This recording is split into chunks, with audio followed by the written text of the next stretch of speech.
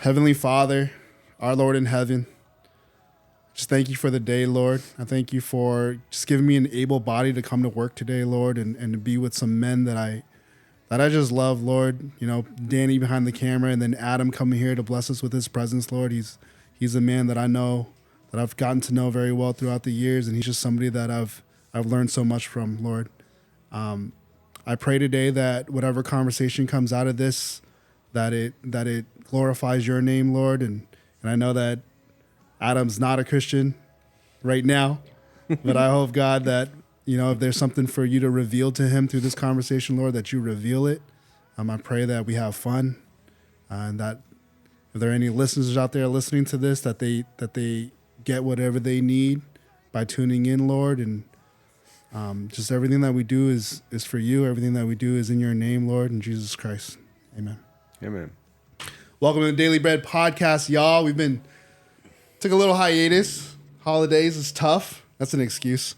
But we're here with Adam Redhead today. I'm really stoked to have Adam here. I've done a lot of men's work with you, Adam, and you've just been somebody that I really look up to, dude. I remember the first time I met you, my brother-in-law put his arm around your shoulder and said, "This is who taught me how to shoot an elk." I was like, "Oh, that's dope." That's the dude there. Where was that? We were at, I think it was my send-off, bro. Oh, really? Yeah. And he introduced me to you right away. He's like, this is the guy who taught me how to hunt. I was like, oh, that's awesome. I got to figure out who this guy is. And over the years, I got to learn about you, and just happy to have you here, man. I appreciate you coming on. Yeah, it's awesome. I know we were chatting about this a couple weeks ago, and the fact that you extended this invitation and allowed me to be here, man, is just a huge honor, dude. I'm stoked to see everything you're building and what you're doing, and just being a part of this is rad. Yeah, so I'm excited for you. Appreciate it, man. Why don't you just tell the people kind of what you do? That's a great question, man. That's like a question of all questions. So 41 years old. I've been married 7 years. I have a 3-year-old, a 1-year-old. I'm a dad and a husband before anything. And that's really the primary focus of most of my life right now is family. And then in terms of like success and career and what I'm working on is I spent 20 years in various sales roles. I built clothing brands and did that for a while. And I got into the property damage construction business in 2019.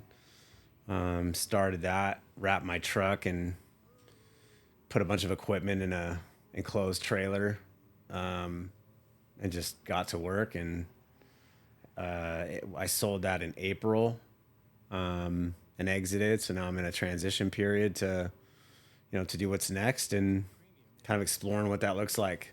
Dude. Like looking to move out of state, looking to get into some kind of business or something I can do working remotely from home.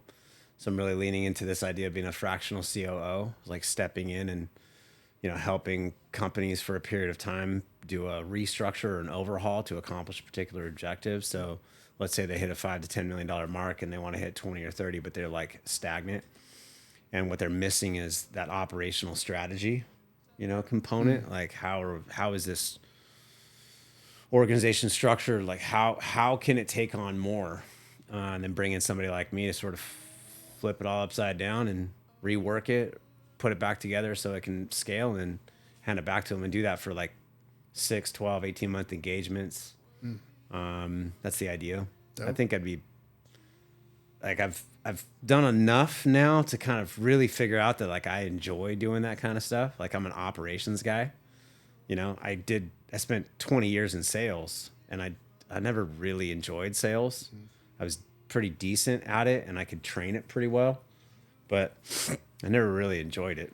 Like it's not really my thing, but like tinkering with an organization and the structure and finding ways to like remove bottlenecks and make things work smoother and become more efficient. Like I can geek out on that kind of stuff, man. So I'm kind of excited to really figure that out for me and just figure out how to leverage that going forward. I think I'm looking to launch that.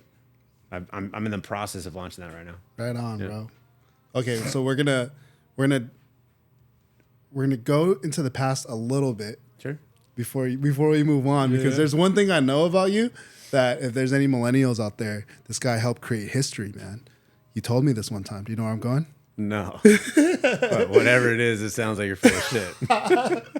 No, you created history. You told me that, I don't remember if you were, I don't know how integral part, but I know you were at least part of the team that created the jogger pant. Oh, God, dude. Yeah. If anybody who doesn't know what the jogger pants are because you're too young or too old, it's this pant that gets skinny and then cuffs at the ankle, right? Yep. Yeah. Just give me a quick, because I want to know what that was like. Or what part did you have in that? Very little part of that overall, man. I mean, it was cool just to be around and in the vicinity of that. But so I worked for this place called the Park Showroom. I started working there somewhere around 2010. It was a agency that was hired to build clothing brands. So brands of different sizes would, approach, and we'd represent them, and we'd be their distribution wing, their wholesale distribution wing. And one of those brands was a brand called Zanerobe. And shout out to those guys. Love those guys, dude. All those Aussies are so much fun, and I party my face off with some of them, dude. Those guys get wild. So much fun. Such good guys. Good-hearted nature. Always having fun. Like the epitome of just like bringing fun into everything you do. Just a lot of those guys in the showroom were like that. It was a really fun time. But anyway, so we were representing Zanerobe, and they approached us, and they're like, "Hey, we have this jogger pant, and it has this like, this is circa, I want to say like 2014 maybe. I might be off on that by a year or two, somewhere around there. And it's got this elastic band around that, around the bottom of the pant, and they're elastic, waist. And like my first reaction, the owner of the showroom is pretty good at spotting trends and finding stuff. He's been around and been in upswings for quite a few trends. So I trusted his judgment, but I saw it and I was like, dude, this looks like a geriatric pant. Kind of at best, it's a skinny MC Hammer pant, I don't know what this thing is. And then he was like, dude, these are banging. And they're all telling us, they're like, dude, we sold, I think the number was 12,000 units. It's like, we sold 12,000 units in Australia last year, in Australia, for comparison purposes, is significantly smaller of a market than the US, right? I don't know what the population is down there, but it's significantly smaller. So let's say 12,000 units is a lot. It's not necessarily a lot up here. Yeah. But for them, it was a lot. So it's like, dude, this thing is going to crush it. And we're like, all right. And enough of the people were excited about it. I was like, well, I mean, like, fuck it. Like, I'm in, like, let's go. And I wasn't their direct rep, but I had a couple of brands on the West Coast, and I was the West Coast showroom manager. I was involved in helping getting their East Coast division. There's two owners, actually three owners of the East Coast, that were spending most of their time there, that I would go out and help and support. So I just kind of got lucky to be involved in a bunch of these conversations, right? So like, we're going out, and I'm in, because they wanted to create kind of a posse, right? Like the idea is like, hey, like, let's go into these places with like a posse of people wearing them, right? So I was just part of the posse. And, we're in these conversations like Bloomingdale's, and Nordstrom, and all these, that where the reactions were like, what? Hey? And I remember, one of the biggest stores that we had at the time in New York City is a store called Atrium. And, shout out to Alan, rad buyer out there, took us out fishing. The owners of Zanerobe were out there. We had an absolute blast. And he's like, I can see it, man. I can see this pant working. And I'm sitting there thinking in my head, like, I'm glad somebody can, because I don't know, man. This thing looks funny. Next thing you know, like, he bought into it. And he's in the fashion world, at least back then. I haven't been in it for a while, but I'm assuming it's the same. You just have certain stores that like everybody looks at and emulates. It's like, man, if these guys are picking it up, it gives it some credibility, right? Yeah. It's just like you're trying to sell something and so-and-so celebrity is wearing it, and so it impacts others. Like the same kind of thing works with, but Atrium, I think it had like maybe a second location. So it's not a big store in terms of like units per se, or like it's not occupying a whole lot of space, but it's just got a reputation, right? Yeah. Like a lot of people, whenever they're coming to New York, they were walking through Atrium at the time. So anyway, he buys into it. We get him an order. I don't remember how long it took. And the shit flew off the shelf. And I was like, they worked, dude. Oh my God, they worked. Like, I need more of these. And then next thing you know, it's just more colorways, more units. And then that, you know, you go into the next store and you're like, yeah, they're blowing out at Atrium. We're selling X amount. And after that, it just fucking exploded. Dang. And I remember Lath, shout out to Lath, bro. Miss you. Hope you're doing well. Lath owns Zane Robe. And I remember being in a meeting one time because as it starts taking off and all these people are jumping on it, then you get a lot of these rip-off artists that'll come off. So now you got like, I don't know if it was, but like Kohl's or like some, you know, off-price retailer is now making their own. And I remember Lath came in with such judgment because the elasticity in the cuff, like on the bottom of the pant, was like, look at this thing, man. This is like a blown pair of underwear, you know, like it didn't even like grip your ankle tight. Yeah. So like little details like that, he was all judgmental about, like the way that it fit or whatever. And at that point, we just knew it was just like, dude, it's blown out. Next thing you know, you're seeing all these guys in colleges wearing them, and It was everywhere. it blew You couldn't up. escape it, dude. It was everywhere. No, man. Like that was the wildest ride. My understanding was there was two brands that were bringing that into the U.S. at the time, both from Australia. One's called Publish, one's called Zane Robe. Yeah. I know Publish really well, actually. A buddies of ours were repping Publish. So it was kind of like a race between like who can get out in the market faster. I think both of them took off. I don't really know what the numbers were or who could claim they won. I don't know, but I was on that rocket ship, at least on the peripheral, and it was a wild ride. It was Awesome. a lot of fun. That's so cool, man. You made history, dude. You know? You helped. You're a part of it, at least. At least you were there when history was being made. I was a witness to it, man. It's a You big know, deal. like I was there.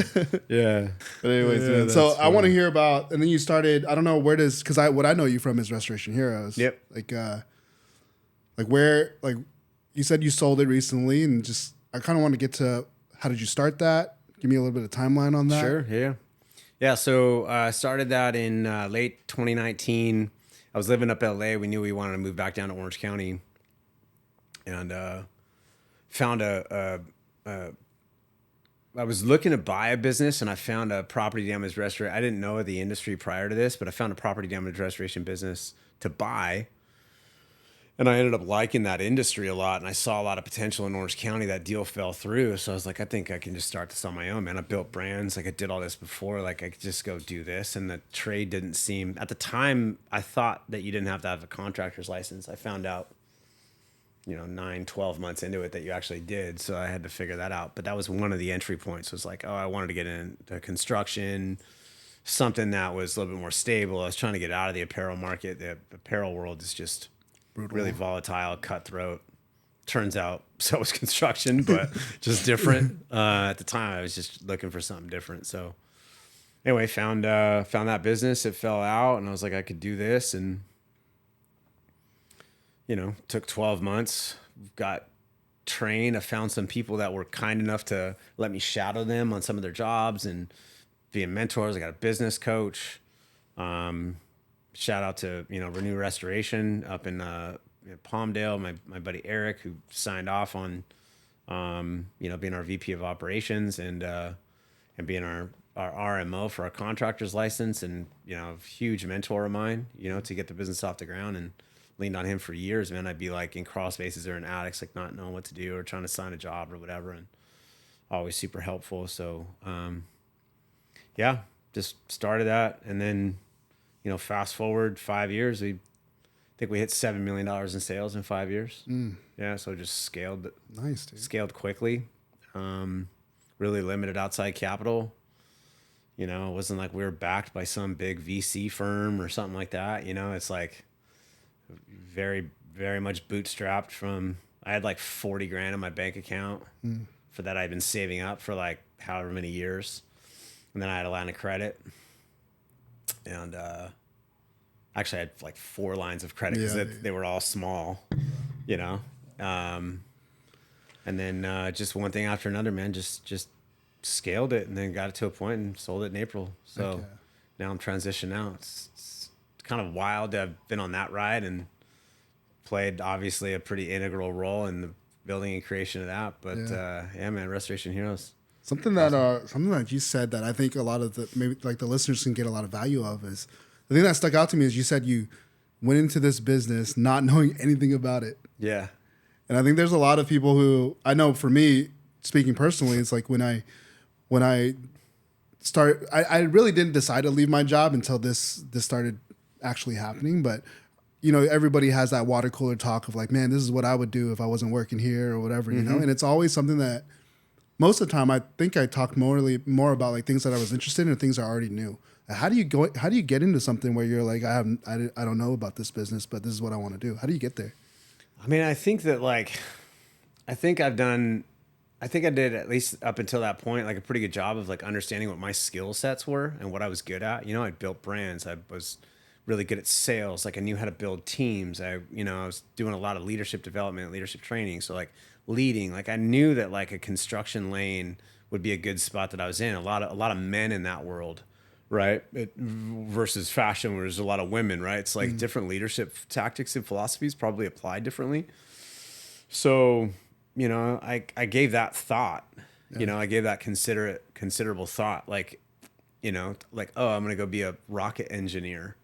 You know, like I don't know if I got the skill set for that, man. Yeah. I'm not that smart. Yeah. You know, like there's certain things that I was good at. So I think that self-awareness, you know, and then paying attention, finding a lane that seems like it would work, and then you know, I was looking at a Tony Robbins thing yesterday. I don't like subscribe to like everything in Tony Robbins, but I think he puts out a lot of good content, good material. One of the things I saw him say recently to some effect was like, don't be worried so much about the how. When you have the why and the what, the how comes. And so, you know, that resonated. And I think when you look back at Restoration Heroes, like I knew what it wanted to do and I knew why I wanted to do that. Was all really clear. And I figured out how along the way, you know, and I think just I'm not afraid of work, man. Like, I feel like there's a lot of people out there that aren't willing to put in the work. Like we were 24/7 and I was a solopreneur, dude. So like my phone was on 24/7. I would have to take calls on a Christmas Eve if I got it, at 4 a.m. if I got it. Like there's no safety net. There's no days off. There's no, you know, and I think a lot of people don't want to sacrifice certain things to accomplish that. So I think that can hold people back. Like, are you willing to like really go all in on this thing? I know you can relate to that. Yep.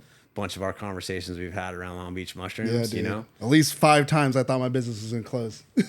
Probably. And if you sit back and think about that, like that's not an uncommon like story in a small business getting off the ground. Like you have to have some gall and you have to have, you know, you have to be able to weather those challenges. They're going to happen with anybody. And so are you willing to really do that or not? And like, you know, there's a lot of people doing jujitsu now, right? Yeah. It's like, oh man, I want to go do jujitsu. But the first time you get choked out, like, are you coming back and being like, that sucked, dude? I sprained my big toe and I quit. You know what I mean? Yeah. Right? Like the going gets tough, dude. And like you find out who sticks and who doesn't. And I think, you know, having that resilience, having that willingness to just don't quit, keep going, learn.